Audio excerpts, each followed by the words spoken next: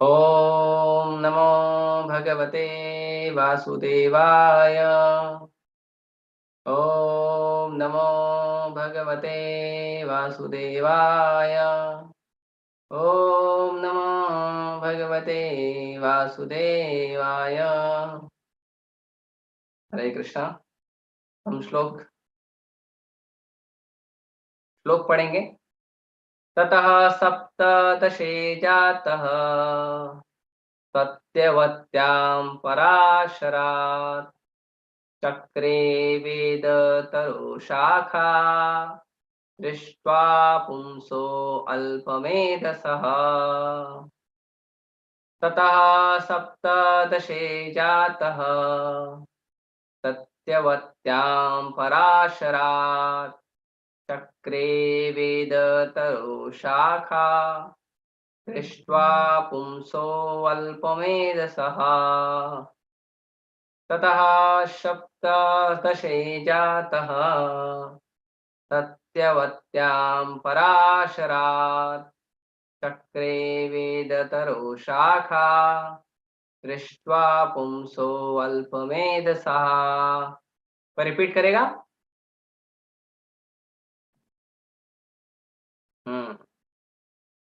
Yes माता जी। हरे कृष्णा प्रभु जी। प्रभु जी श्लोक स्क्रीन पे देखना है। एक मिनट।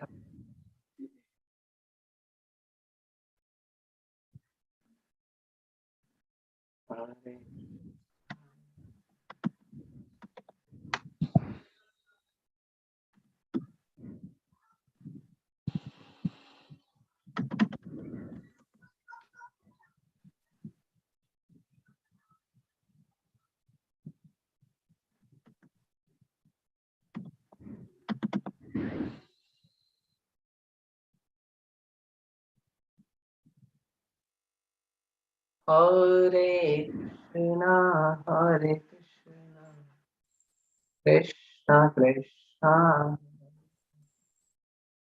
हरे राम राम राम।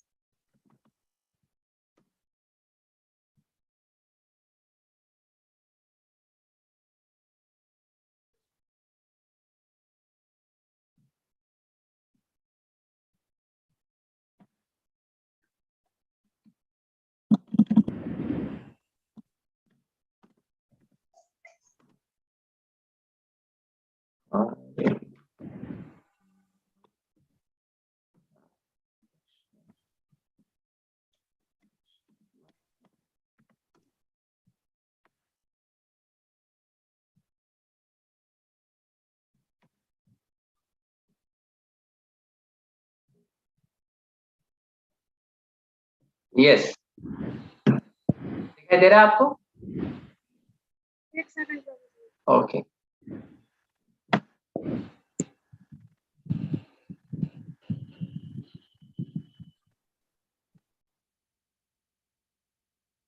यस प्रभु जी। पढ़िए पढ़िए। तथा सप्त दशे जाता सत्वत्यां पराशरात्मा चक्रे वेदतरो शाखा दृष्ट्वा पुंसो अल्पमेधसा। Thank you. रेणु शर्मा माता जी। हरे कृष्णा प्रभु जी। ततः सप्तदशे जातः सत्यवत्यां पराशरात् चक्रे वेदतरो शाखा दृष्ट्वा पुंसो अल्पमेधसः। गीता माता। ततः सप्तदशे जातः सत्यवत्यां पराशरात् चक्रे वेदतरोः शाखा दृष्ट्वा पुंसो अल्पमेधसः। धन्यवाद। शब्दार्थ, अनुवाद और तात्पर्य कृष्ण गोमूर्ति अभय चरणारविंद भक्ति वेदांत स्वामी श्री प्रभुपाद जी के द्वारा। श्रील प्रभुपाद की जय।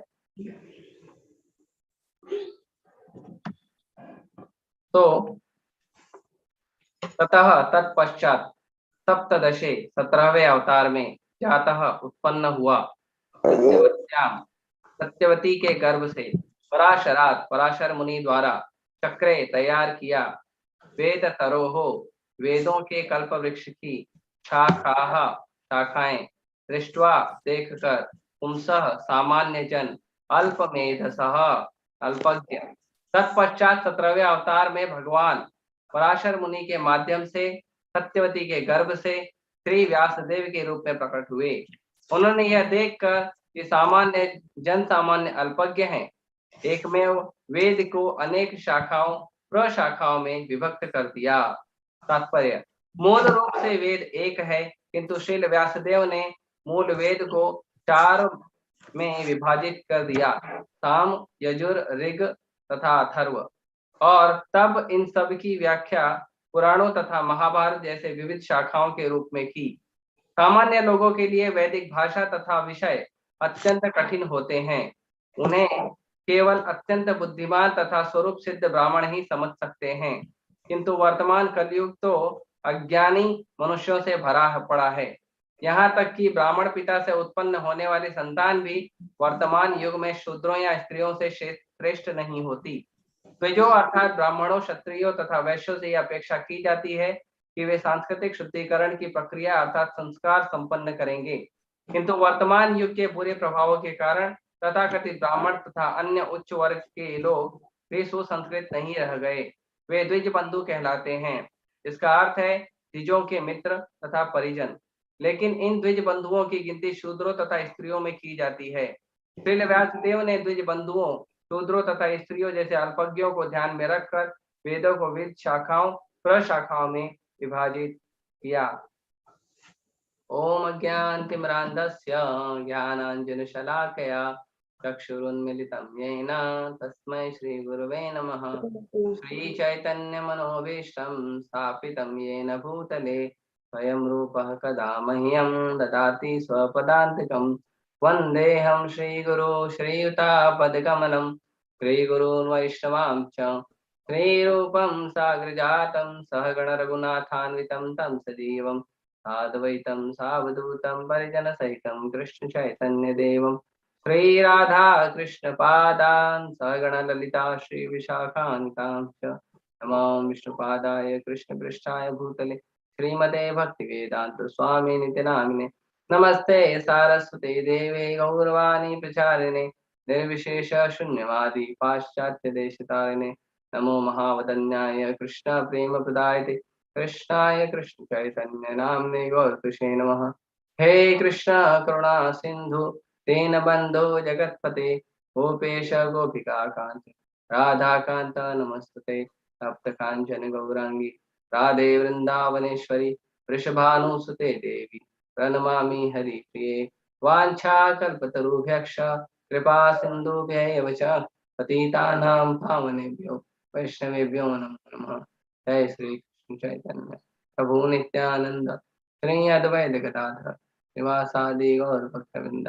हरे कृष्णा कृष्णा कृष्णा हरे हरे हरे राम राम राम हरे हरे हरे हरे कृष्ण। तो बहुत बहुत धन्यवाद आप सभी का जुड़ने के लिए। अब आप लोग सब लोग अनम्यूट कर लीजिए, ये म्यूट कर लीजिए, अनम्यूट। Thank you. तो यहाँ पर देखिए, यहाँ पे श्री व्यास देव जी प्रकट हुए हैं और व्यास देव जी के बारे में वृत्तांत बताया गया है कि व्यास देव जी कौन है। व्यास देव जी है पाराशर। पाराशर मतलब, पाराशर का मतलब होता है कि व्यास देव जी जो है वो पराशर के, व्यास देव जी है वो है कौन है, पराशर के पुत्र हैं। तो व्यास देव जी को पाराशर कहा गया है। व्यास देव जी भगवान के अवतार हैं और ऐसा बताया जाता है कि भगवान कृष्ण स्वयं जो है वो व्यास देव के रूप में प्रकट हुए। व्यास देव के रूप में भगवान कृष्ण स्वयं प्रकट हुए और भगवान ने प्रकट हुआ तो जैसे कि पिछले श्लोकों में मैंने चर्चा किया था कि भगवान जब प्रकट होते हैं तो भगवान प्रकट होते हैं किसी उद्देश्य को लेकर, ऐसे ही बिना उद्देश्य के नहीं आते। भगवान का उद्देश्य शास्त्रों में पहले से वर्णित रहता है, पहले से बताया गया रहता है कि भगवान इस कारण से आएंगे, इस घर में जन्म लेंगे, ये उनके माता पिता होंगे, ये कार्य करेंगे, ये उनका कार्य क्षेत्र होगा, उनका मिशन ये होगा, सब कुछ वर्णन पहले से रहता है। तो यहाँ पे भगवान व्यासदेव के रूप में जब प्रकट हुए तो उसका भी वर्णन पहले से हुआ है। अब यहाँ पे भगवान व्यासदेव के रूप में प्रकट हुए तो वर्णन आता है कि व्यासदेव जी जो हैं उन्होंने क्या किया। उनका कार्य था कि वेदों को 4 भागों में विभाजित करना। पहले वेद मतलब एक ही चीज होती है। सबसे पहले वेद का अर्थ समझना चाहिए। वेद शब्द का अर्थ क्या है? वेद शब्द का अर्थ है ज्ञान। वेद का मतलब होता है ज्ञान। जो भी ज्ञान, जो भी चीजें हमें आध्यात्मिक जीवन में हमें ज्ञान देती हैं, वही केवल ज्ञान कहलाता है। जो आध्यात्मिक जीवन में हमें आगे नहीं बढ़ाता वो ज्ञान नहीं है, वो अज्ञान है। इसीलिए जब हम प्रार्थना करते हैं गुरुजनों का तो हम क्या पढ़ते हैं? ओम अज्ञान तिमिरा अंधस्य, कि हमको अज्ञान से उन्होंने बाहर निकाला। ऐसे कैसे अज्ञान से बाहर निकाला?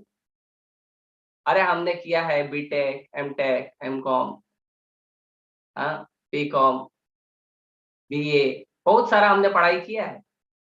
इतना सारा पढ़ाई किया तो ज्ञान तो अर्जित किया ना। फिर कैसे आप बोल रहे हो कि गुरु ने हमको अज्ञान से निकाला? जब हमने ज्ञान अर्जित किया है तो गुरु ने अज्ञान से कैसे निकाला?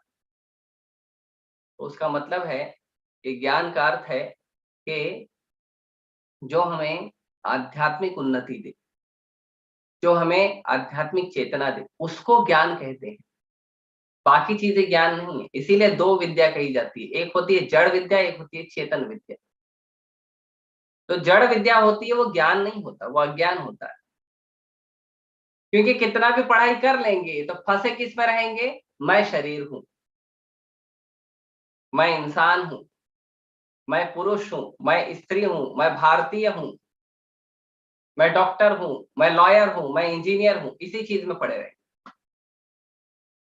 कितना भी पढ़ाई कर लेंगे, आप जाके पूछो किसी व्यक्ति से, किसी डॉक्टर के क्लिनिक में जाओ, उनको पूछो आप कौन हो, बोलेगा मैं डॉक्टर हूँ।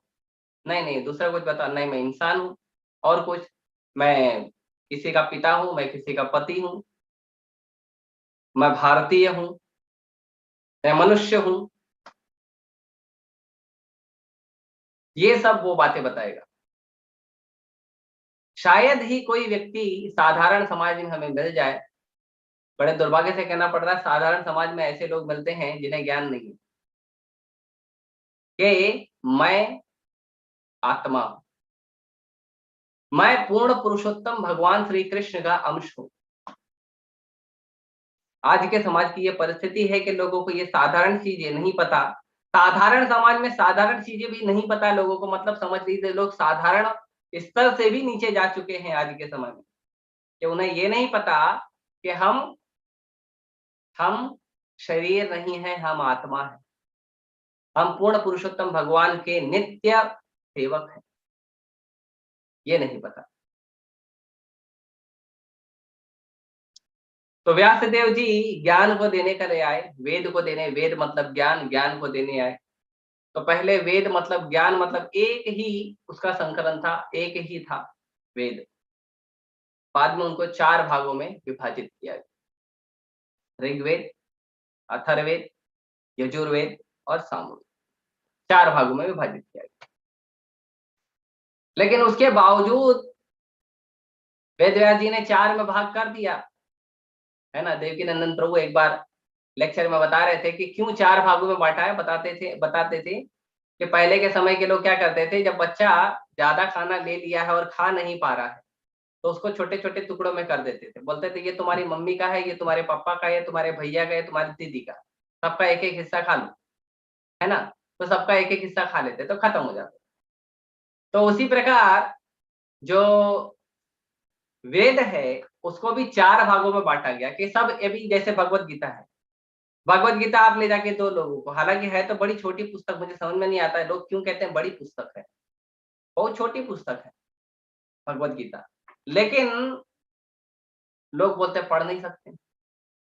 भागवतम है, भागवतम अगर अभी जैसे भद्र पूर्णिमा चल रहा है, आप सभी को भागवतम लेना चाहिए, जिनके घर में है वो उन्हें पढ़िए और लोगों को बताइए, और जिनके घर में नहीं है वो कृपया करके भागवतम खरीद लीजिए। एक वन टाइम इन्वेस्टमेंट पूरे लाइफ का आपका पूंजी है। तो जो भागवतम है, भागवतम में तो 18 पुस्तकें हैं और पहला पुस्तक ही इतना बड़ा है, भागवतम प्रथम स्कंद, जो हमारा चल रहा है चर्चा का विषय। तो लोग टेंशन में आ जाते हैं, पुस्तक देखते हैं टेंशन में आ जाते हैं, अरे इतना बड़ा कौन पढ़ेगा, आप पढ़ेंगे? नहीं नहीं, हम नहीं पढ़ेंगे, मना कर। तो जो भागवतम है वो बड़ा कहते हैं लोग, हालांकि उससे ज्यादा हमारा पूरा भागवतम सेट जितना बड़ा है ना, उससे ज्यादा पुस्तकें तो वो लोग एक कोर्स के लिए पढ़ाई करते हैं। यदि आप लोगों को पता होगा, चाहे वो कॉमर्स में पढ़ाई करने वाला हो, चाहे साइंस में पढ़ाई करने वाला हो, चाहे इंजीनियरिंग पढ़ाई करने वाला हो, उससे ज्यादा पुस्तक पढ़ता है वो, सिर्फ एक सेमेस्टर के लिए, एक साल के लिए ज्यादा से ज्यादा। लेकिन फिर भी अच्छा, क्यों वो कम लगता है, ये ज्यादा लगता है? इसीलिए क्योंकि उससे हमको रोटी कमानी है, उससे हमको अर्थ मिलने वाला है ना, इससे तो ज्ञान मिलने वाला है। अब ज्ञान समझने की लोगों की बुद्धि नहीं है। वेद जी को पता था। वेद जी ने क्यों लिखा? तो श्लोक आता है श्रीमद् भागवत महापुराण में कि क्यों लिखा उन्होंने। तो श्लोक आता है, मुकेश कुमार जी कह रहे हैं अकाउंटेंसी। हाँ, अकाउंटेंसी में बहुत सारा है, मैं भी अकाउंटेंसी किया हूँ।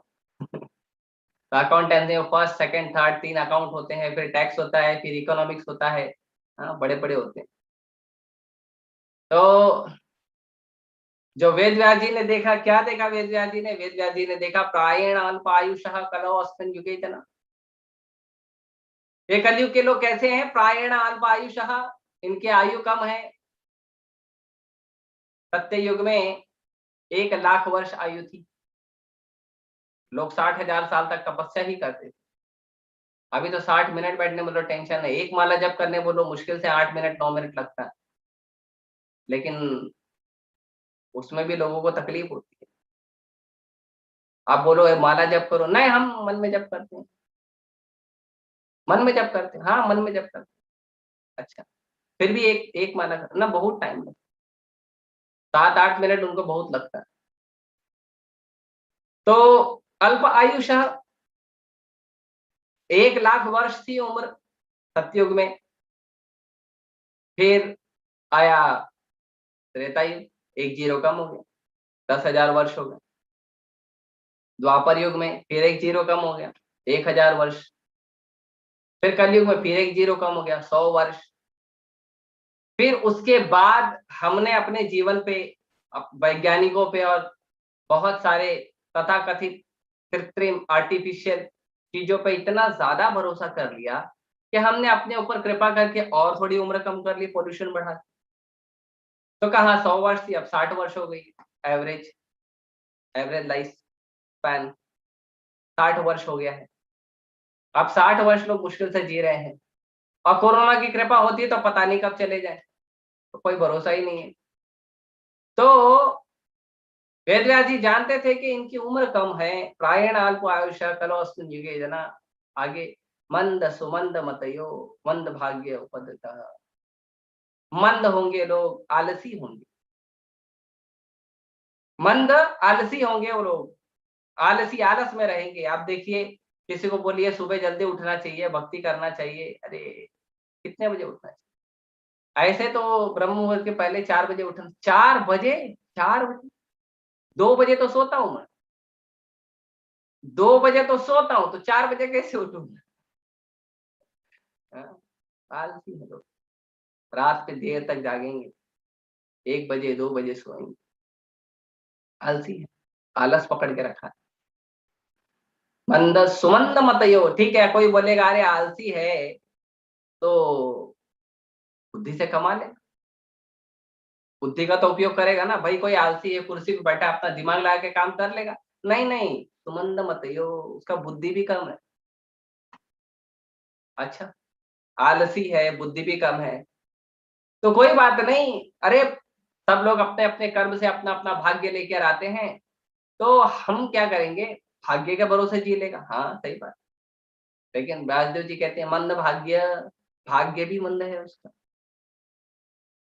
देखिए क्या परिस्थिति है हम जैसे जीवों की, हम लोग को लगता है we are very much powerful scholar, लेकिन भागवतम बताता है हमारी परिस्थिति क्या है।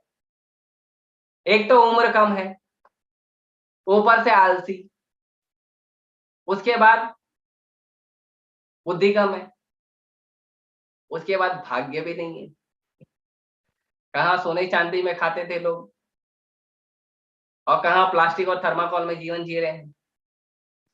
मिट्टी का बर्तन भी बहुत महंगा मिल रहा है, कम से कम कुछ नहीं मिलता था, लोग मिट्टी के बर्तन में पत्तल में तो खा लेते थे, अब मिट्टी और पत्तल में खाना लोगों के लिए महंगा हो गया है। जर्मन और स्टील में जीवन बिता रहे हैं, ये परिस्थिति है।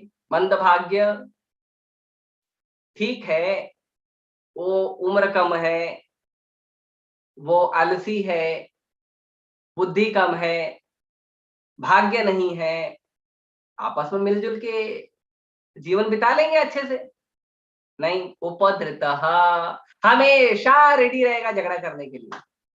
आप देखिए ट्रेन में जाइए, बस में जाइए, ट्रेन बस छोड़ दो, घर में ही देख लीजिए, आपने एक सामान कहीं रखा है और आपका भाई बहन मम्मी पिताजी कोई भी व्यक्ति उस सामान को उठा के बस थोड़ा सा दूर दूसरी जगह रख दे, बस अब देखो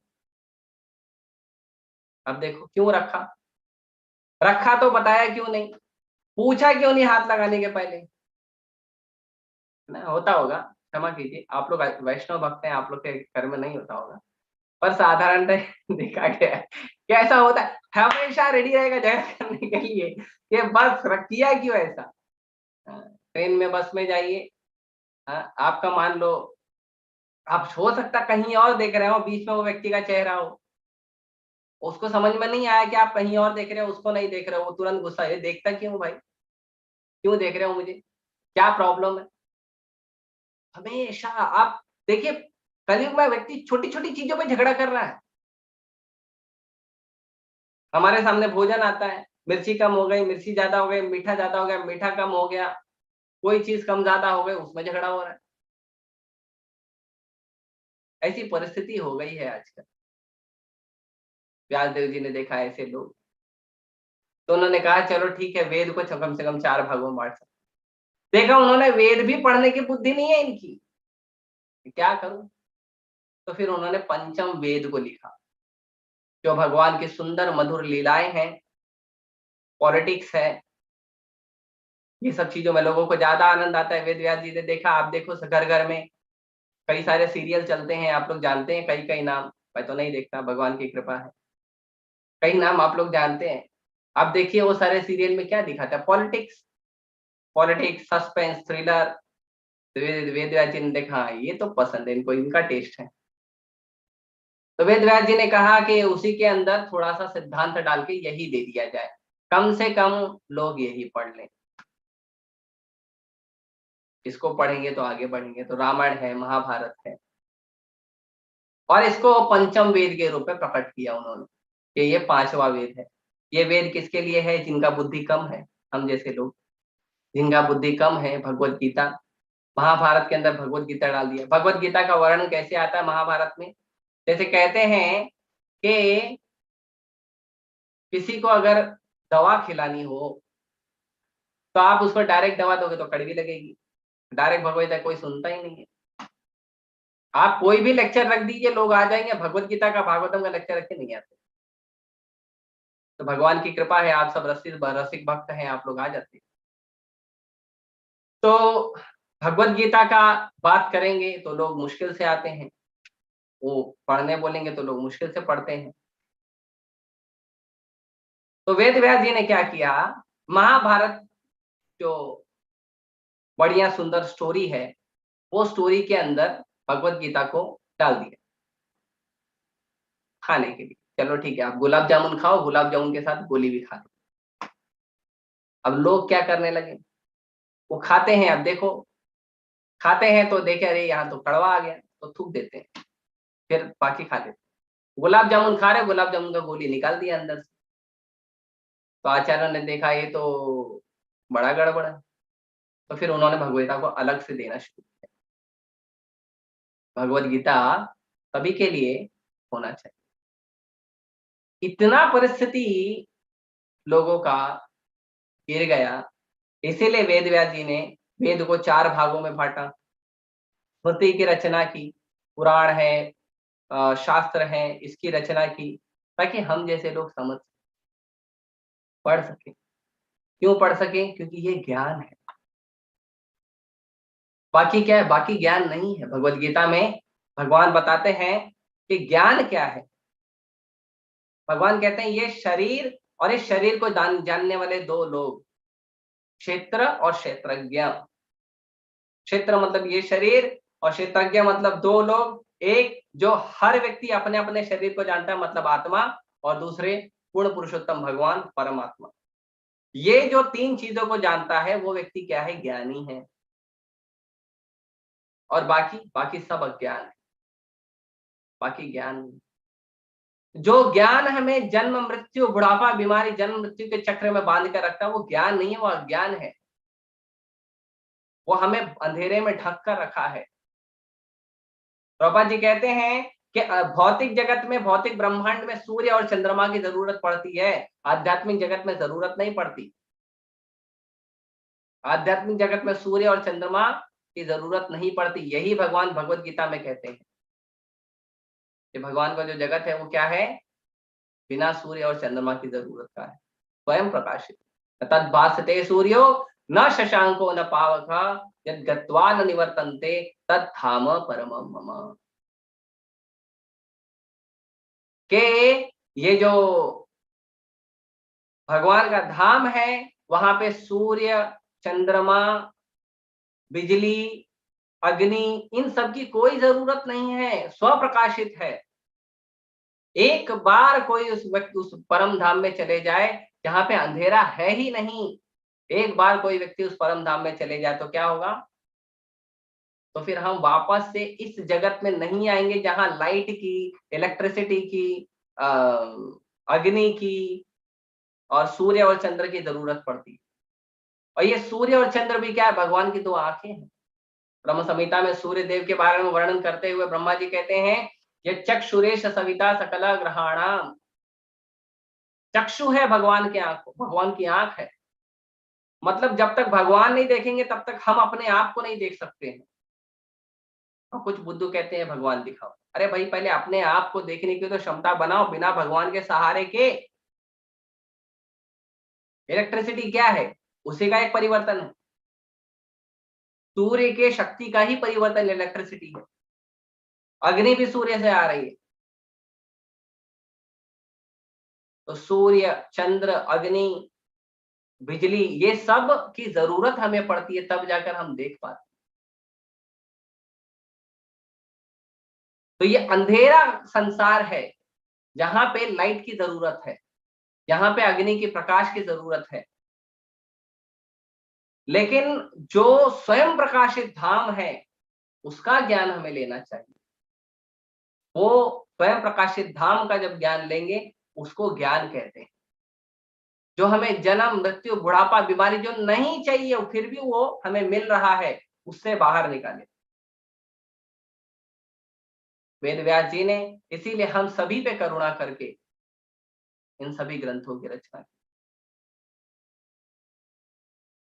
और भगवान ही लिख सकते हैं ऐसी चीजों को।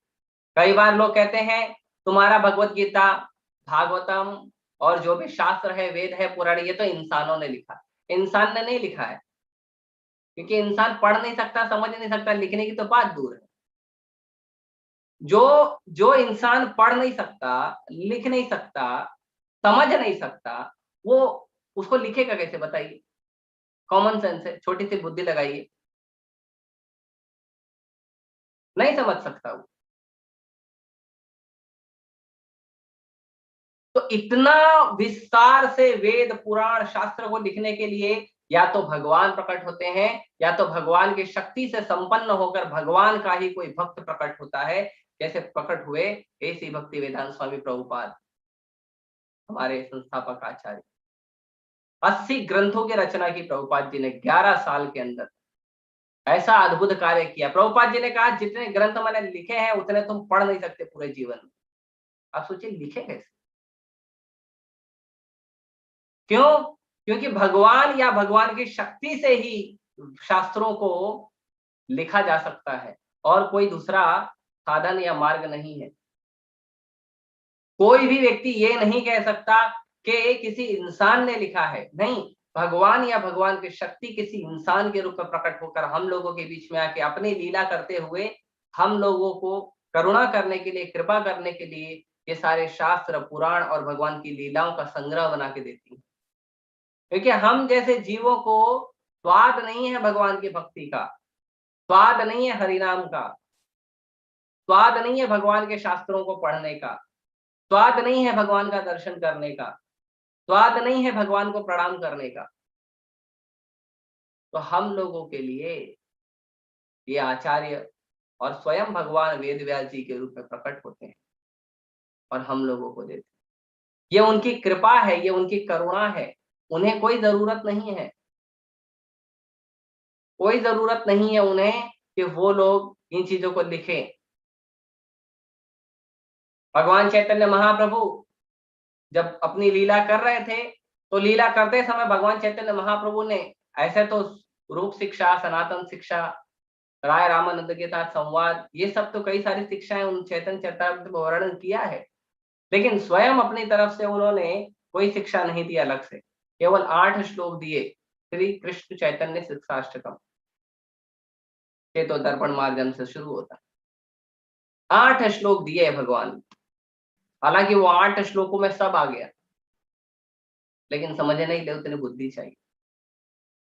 और फिर भगवान ने कहा कि जाइए अपने अपने जितने भी 6 के 6 शिष्य हैं, रूप, सनातन, रघुनाथ दास गोस्वामी, रघुनाथ भट्ट गोस्वामी, गोपाल भट्ट गोस्वामी, ये सभी जितने भी 6 के 6 भगवान के शिष्य हुए, उन सभी शिष्यों को, 6 गोस्वामियों को उन्होंने वृंदावन भेजा, जाके ग्रंथों की रचना करी।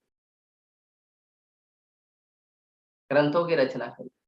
ग्रंथों के आधार पर हम ये धर्म की स्थापना करेंगे और धर्म का रक्षा करेंगे।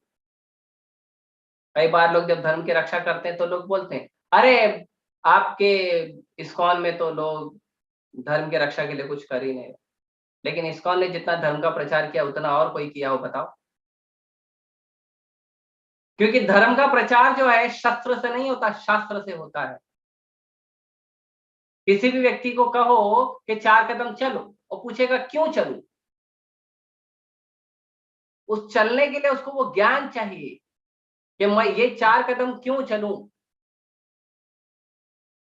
किसी व्यक्ति को कहोगे आप कि आप तिलक लगाइए, वो पूछता है क्यों लगाऊं। किसी को कहिए शिखा रखिए, वो पूछता है क्यों रखूं। कलयुग में लोग हेयर स्टाइल रखना पसंद करते हैं, आप उनको बोलो निकाल दो, क्यों निकालूं। लोग स्पोर्ट्स स्टार, फिल्म स्टार, ऐसे बड़े बड़े जो तथाकथित स्टार हैं, वो लोग का एडवर्टीजमेंट देख के, विज्ञापन देख के लोग कपड़े पहनते हैं। जब उन्हें कहो कि वैदिक कपड़े पहनो, पूछते क्यों पहनूं? उनको कहा जाता है कि कृष्ण भगवान है। क्यों कृष्ण भगवान है? हम ये बाबा को मानते हैं, हम ये देवी देवता को मानते हैं, हमारा तो वहां पे अलग से अकाउंट चलता है, हम क्यों आपके पास आए? इसका ध्यान देना पड़ेगा। और सनातन धर्म की सुंदरता यह है कि सनातन धर्म तलवार के दम पर नहीं चलता, प्रेम के दम पर चलता। भगवान श्री कृष्ण के लिए क्या कोई असंभव कार्य था? लोगों को भक्ति दे देना और धर्म की स्थापना कर देना। उनके लिए क्या असंभव था कि दुर्योधन को वो भक्त नहीं बना सकते थे? क्या असंभव था भगवान के लिए? लेकिन फिर भी भगवान शिक्षा से, प्रेम से लोगों को आकर्षित करते हैं, क्योंकि भगवान का नाम कृष्ण है। भगवान आकर्षित करके करते हैं, भगवान जोर जबरदस्ती करके नहीं करते हैं, ज्ञान देते हैं। जब अर्जुन कुरुक्षेत्र के युद्ध में विल्डर हो गए, भ्रम में पड़ गए कि हे प्रभु, मेरे को समझ में नहीं आ रहा क्या हो रहा है, कार्पण्य दोषो उपादा स्वभाव पृच्छामि त्वाम धर्म सम्मूढ़ चेता ये श्रेयस्यानिश्चितम ब्रूहि तन्मे शिष्यस्ते हम शादी त्वाम प्रपन्न।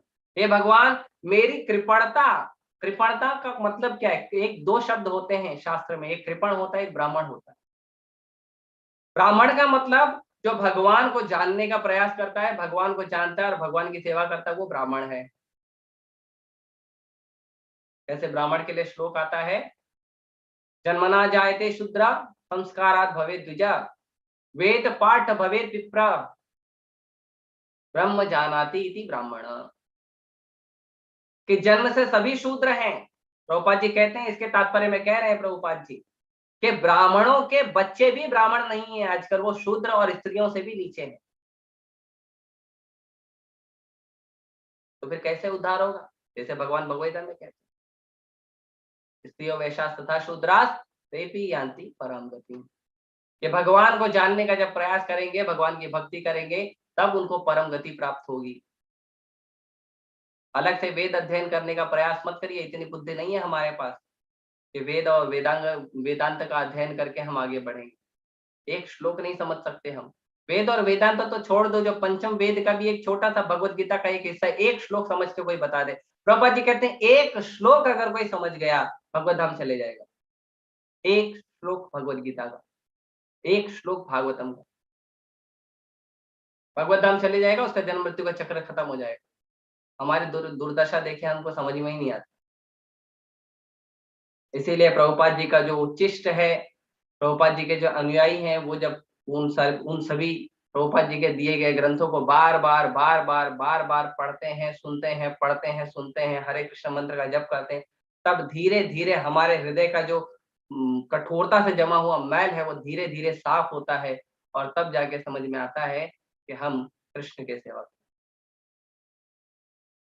तब जाके वो ब्राह्मणत्व का, वैष्णवता का जो सिद्धांत है, वैष्णवता का स्तर है, वो प्राप्त। नहीं तो सब शूद्र हैं, जन्म से सब शूद्र हैं। विप्र कब बनता है व्यक्ति, ब्राह्मण कब बनता है? संस्कारात् भवेत् द्विजा। जब उसको जन्म संस्कार किया जाता है, जनेऊ संस्कार किया जाता है, तब वो द्विज बनता है। द्विज मतलब दूसरा जन्म। द्विज का मतलब ब्राह्मण नहीं होता, द्विज का मतलब अभी उसका दूसरा जन्म है, अभी उसको धीरे धीरे पढ़ाई करना, अभी उसको एडमिशन दिया गया है ब्राह्मण बनने का, उसको वेद पाठ पढ़ने का एडमिशन दे दिया गया है, उसको शास्त्र पढ़ने का एडमिशन दिया है। तो जब वेद पाठ पढ़ता है तो फिर क्या बनता है? विप्र। तो भी वो ब्राह्मण नहीं बनता, तो भी वो विप्र बनता है। ब्राह्मण कब बनेगा? ब्रह्म जानाति इति ब्राह्मण।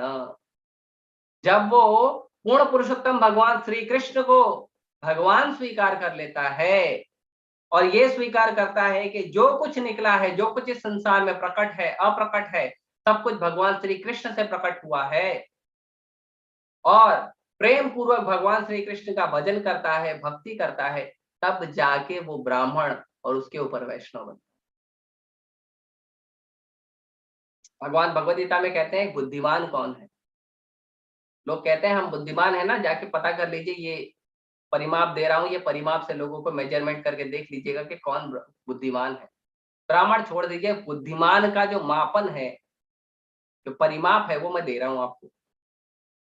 भगवान कहते हैं अहम सर्वस्य प्रभवो, अहम सर्वस्य मैं नहीं, भगवान कृष्ण भगवद गीता में अहम सर्वस्य प्रभवो मत्तः सर्वम प्रवर्तते, मैं सबका प्रभु हूं, मैं सबसे बड़ा हूं, सबका प्रभु हूं। कृष्ण पूर्ण पुरुषोत्तम भगवान है। Krishna is the supreme personality of God head. अहम सर्वस्य प्रभो मत्तः सर्वम प्रवर्तते, मुझसे ही सब कुछ प्रकट हुआ है। अच्छा, ये दो चीज जान लिया। तीसरा एक और काम करना है, इति मत्वा भजन्ते माम। इन दो बातों को जब स्वीकार करके आप मेरा भजन करोगे, ऊधा भाव समन्विता, वो व्यक्ति बुद्धिमान है। बुद्धिमान कौन है? 3 क्राइटेरिया। पहला, कृष्ण परम भगवान है, कृष्ण से बड़ा कोई नहीं है, कृष्ण ही हमारे फाइनल डेस्टिनेशन भगवान है। जितने भी देवी देवता हैं सब भगवान के सेवक है, सब भगवान के सेवक।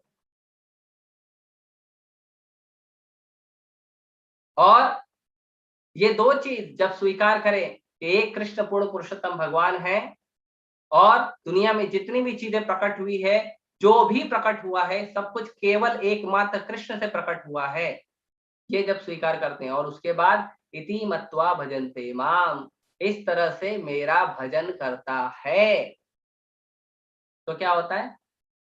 तब जाके वो बुद्धिमान बनता है। तो जितने वेद है, जितने शास्त्र है, जितने पुराण हैं, उन सारे शास्त्रों, पुराणों, वेदों का कंक्लूजन यही है, कृष्ण परम भगवान है और दुनिया में सब कुछ कृष्ण से प्रकट हुआ है। और एकमात्र केवल और केवल हमारे जीवन का उद्देश्य होना चाहिए केवल भगवान श्री कृष्ण की भक्ति करना और कुछ नहीं करना। हमारे जीवन में जो कार्य कर रहे हैं वो सारे कार्य कृष्ण की सेवा में लगने चाहिए।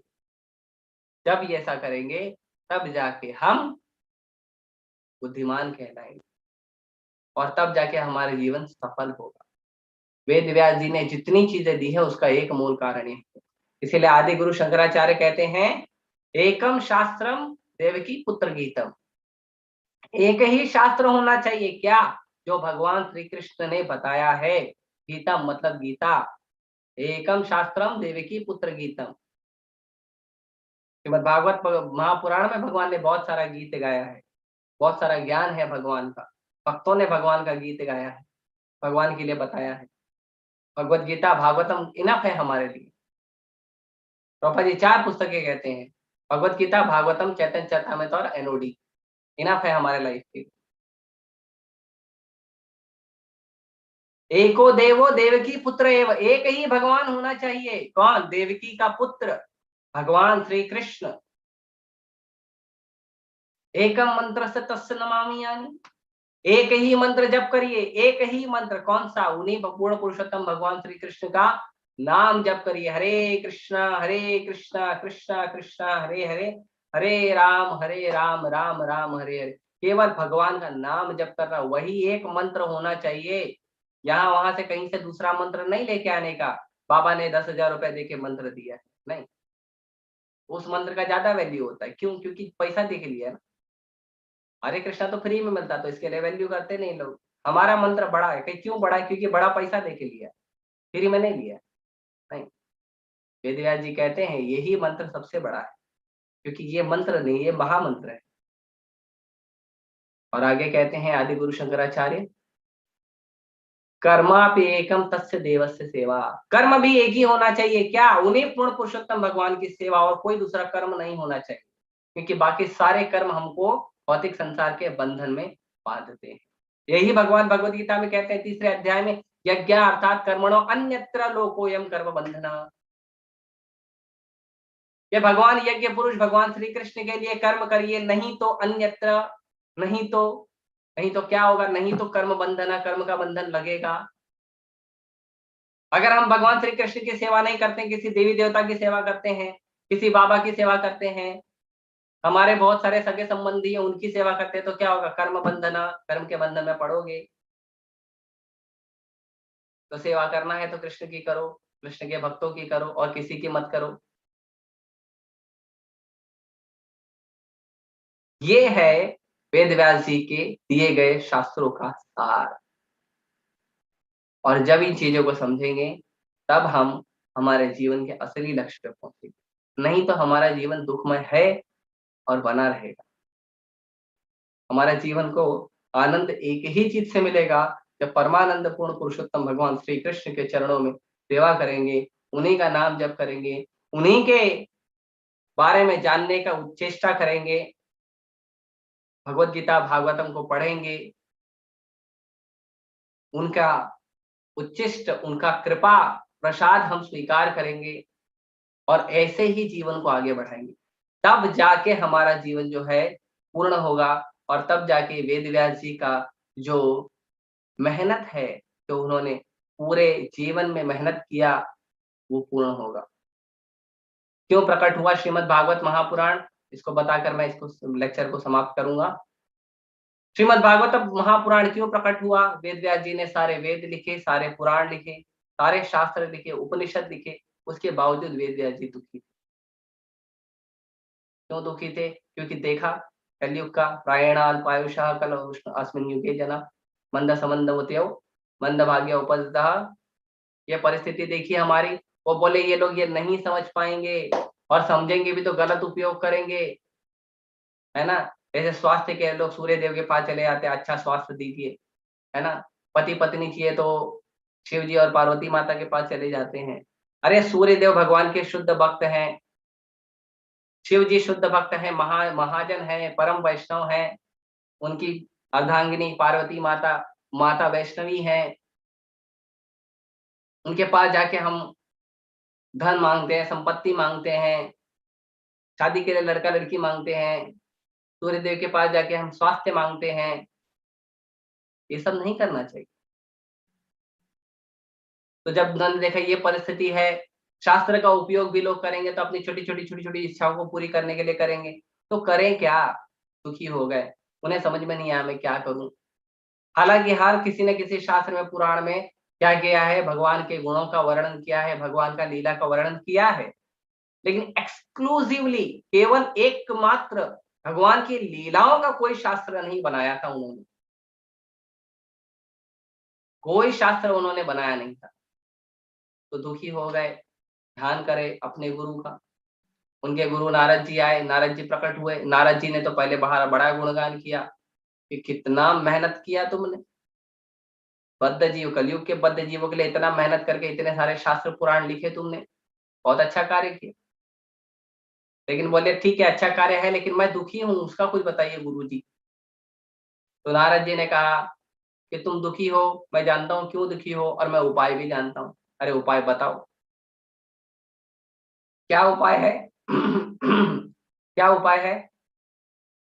तो नारद जी ने कहा तुमने भगवान की लीलाओं का वर्णन तो किया है, लेकिन केवल एकमात्र कोई ऐसा शास्त्र नहीं जिसमें भगवान की लीलाओं का वर्णन।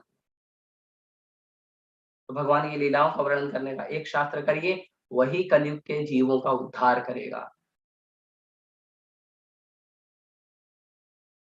तो जब भगवान अपने परम धाम को प्रकट हुए धरती से, तो श्रीमद् भागवत महापुराण प्रकट हुआ नारद जी और व्यास देव जी के पास।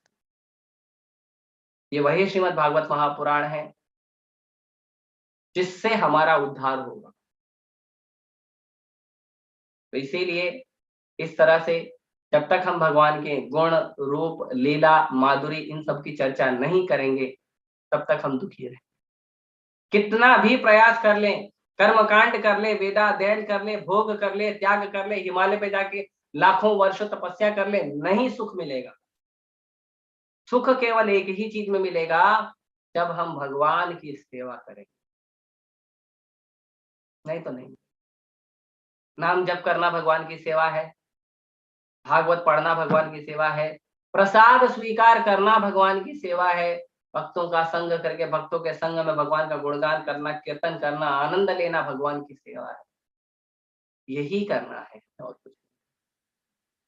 तब जाके हमारा जीवन सफल होगा और व्यास देव जी की कृपा जो हमें उन्होंने दी है वो सफल। धन्यवाद।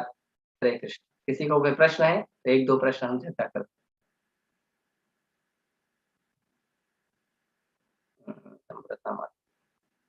नम्रता माता जी बोली। हरे कृष्ण। हरे कृष्णा। हाँ माता। आप जैसे कह रहे हो ना कि सारा कुछ कृष्ण भगवान के लिए करो, जैसे मैं स्कूल में जाती हूँ तो क्या बोलना, कृष्ण अर्पण? नहीं समझा, फिर बोलिए।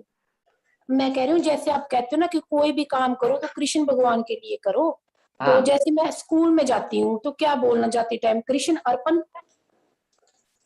नहीं, जैसे आप स्कूल में जाते हैं, कई लोग जॉब करते हैं, तो उसके लिए ये है कि आप जो भी कार्य करते हैं उससे आपको एक तो जो धन मिलता है उस धन से कुछ भगवान की सेवा करिए, और दूसरा जैसे मान लीजिए आप स्कूल जाते हैं तो 6 घंटे से ज्यादा तो कोई स्कूल होता नहीं है, हाँ जी। तो आप ऐसा करिए कि वो 6 घंटा जो स्कूल जाते हैं वो 6 घंटा स्कूल में समय दीजिए, लेकिन उसके बाद जैसे ही समय बचेगा प्रयास करिए कि अपना सारा कार्य कृष्ण की सेवा में करें।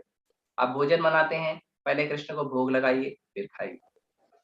आप अपने घर को साफ सफाई रखिए, क्यों? क्योंकि ये घर आपका नहीं है, घर के मालिक कृष्ण।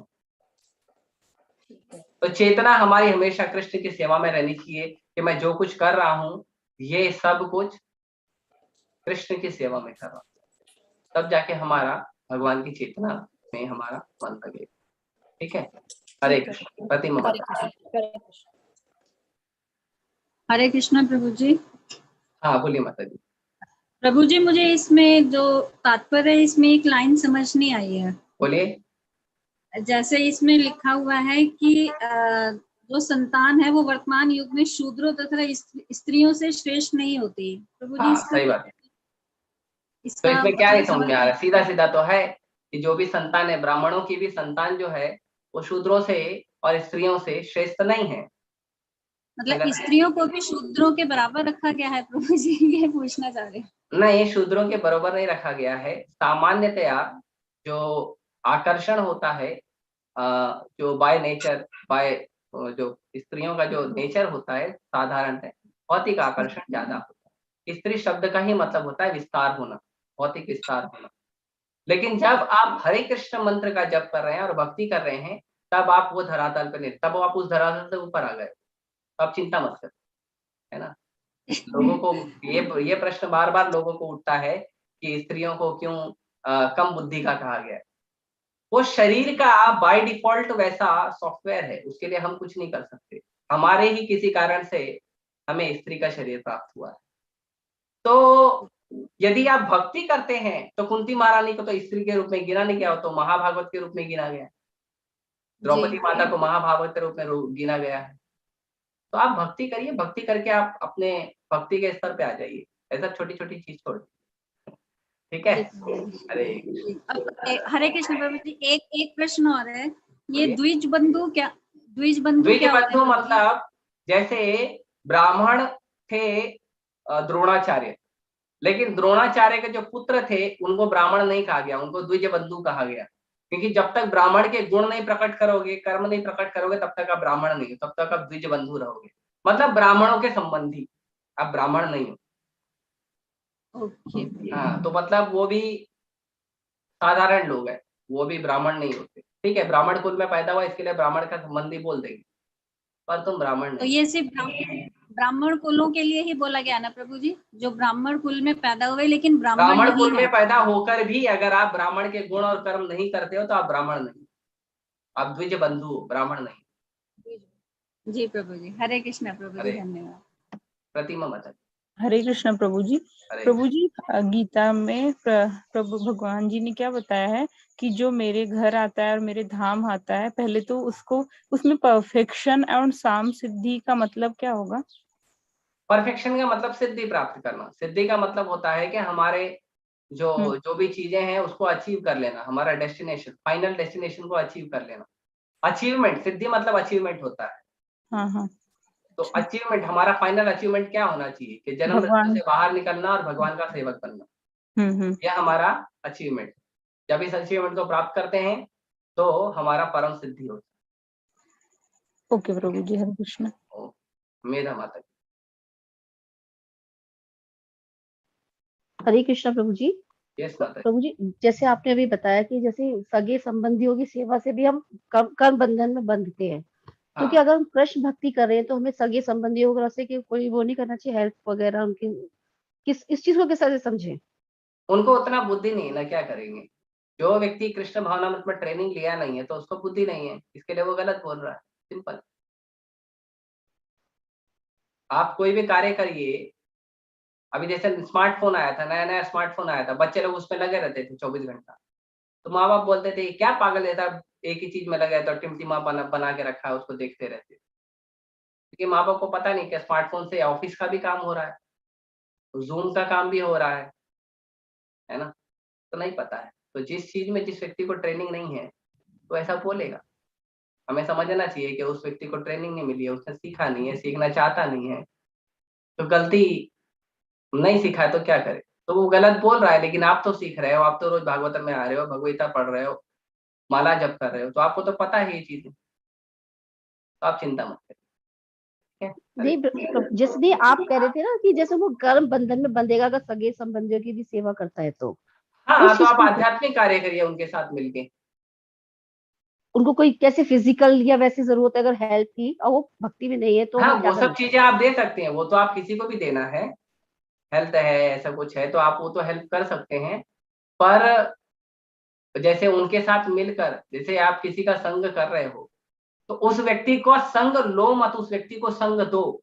जैसे कोई व्यक्ति आपके साथ मिला, आपके पास आया, घर में बैठा बातचीत कर रहा है, और बातचीत करते करते वो क्रिकेट का बात कर रहा है, बॉलीवुड का बात कर रहा है, अपने सगा संबंधियों का किसी का खींचातानी कर रहा है, किसी के बारे में निंदा कर रहा है ना, तो वो आप सुनो मत। सुनने का मतलब थोड़ा बहुत ठीक है, लोकाचार के लिए ठीक है, लेकिन बाद में उनको बताओ कि हम भगवगीता पढ़ते हैं, भागवतम पढ़ते हैं, जप करते हैं। तो इस तरह से ना थोड़ा प्रयास करोगे, जितना आप उनको अच्छे से बता सको। प्रसाद लेने के लिए बोलो, प्रसाद दीजिए उन्हें, तो धीरे धीरे उनका चेतना भी शुद्ध हो जाएगा। ठीक है, ठीक, ओके, थैंक यू।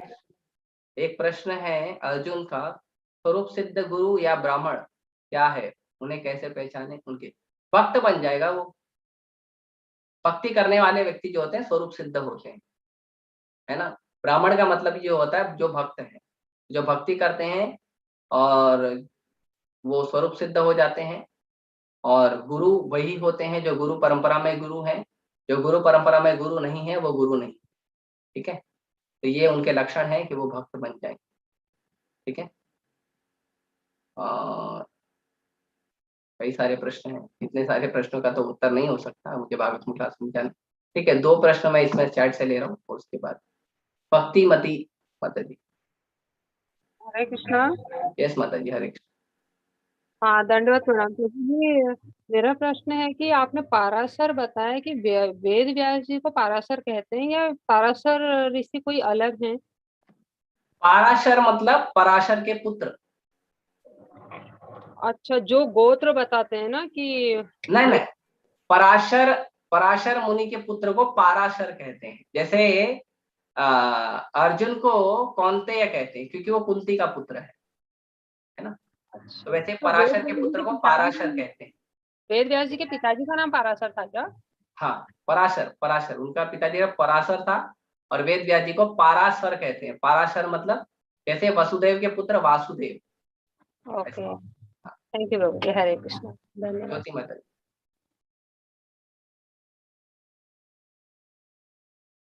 बोलिए। हरे कृष्णा। हरे कृष्णा प्रभु जी। बोलिए। प्रभु, जैसे आपने बताया व्यास जी ने इतने सारे ग्रंथ और शास्त्रों की रचना की, तो उन्होंने तो बहुत पहले की थी, तो अभी उन्हें कैसे, हमें कैसे मिला होगा वो सब? गुरु परंपरा में अगर रखा गया था ये गुरु परंपरा में।